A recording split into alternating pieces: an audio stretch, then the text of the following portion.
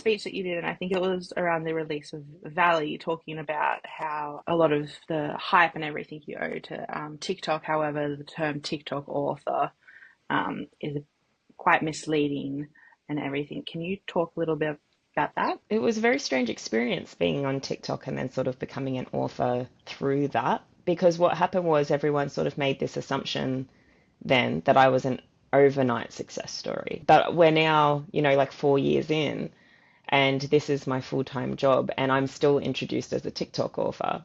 And I find that so strange. And I went on a panel at a writers' festival, and there was three authors, and then the person who was moderating was an agent. And she said to the audience, um, this is a really interesting panel because we sort of have authors at all different levels. We have this author who is like a New York Times best-selling author. We've got this author who's just starting out. She's releasing her debut. And then we've got this author who is a TikTok author. And that's how she introduced the three of us. And I thought, what's the difference between an author who's on TikTok and like any other author?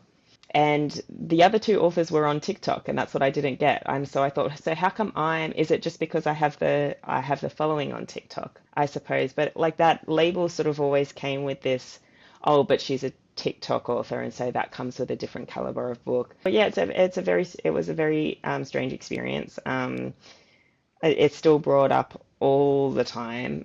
Even my new publishers have written all over Forbidden Alchemy, like book talk sensation, and I'm not sure I'm ever going to escape that.